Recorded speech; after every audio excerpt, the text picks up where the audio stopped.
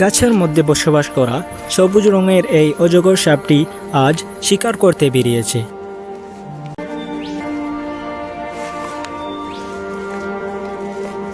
পাশেই বড় হচ্ছে ইঁদুরের ছোট ছোট নিরীহ বাচ্চারা। বাচ্চাগুলো তার মায়ের দেখাশোনায় এতদিন ধরে তার বাসায় বড় হচ্ছিল। এগুলো একটা ক্ষুধার্ত অজগরের জন্য খুব ভালোই খাবার। কিন্তু আজ এই অজগর সাপটি তার বাসা বানানোর জন্য খুব আরামদায়ক একটি জায়গার খুঁজে আছে। আসলে সে এমন একটি জায়গা খুঁজতেছে যেখানে তার বাচ্চাদের জন্য বাসা বানাতে পারে।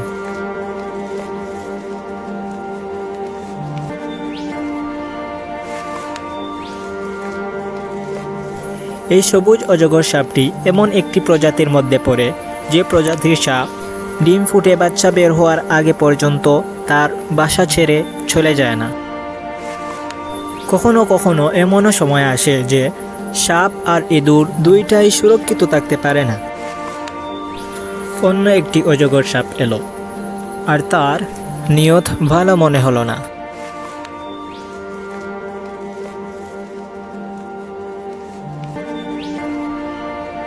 ইঁদুরেরও একটা গুণ আছে, সে আগে থেকেই বুঝতে পারে যে তার কোনো বিপদ আছে।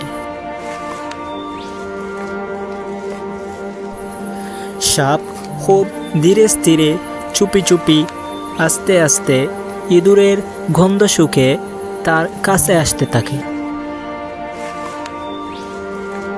দেখলে মনে হয় যে ইঁদুর এত শক্তিশালী সাপের বিরুদ্ধে কিছুই করতে পারবে না, কিন্তু মা ইঁদুরের কাছে একটা উপায় আছে।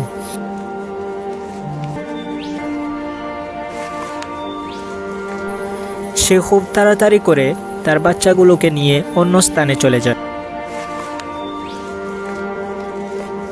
কিন্তু সে কি এতটাই দ্রুত যে তার সব বাচ্চাগুলোকে নিয়ে অন্য জায়গায় চলে যেতে পারবে, নাকি কিছু সাপের খাবার হবে?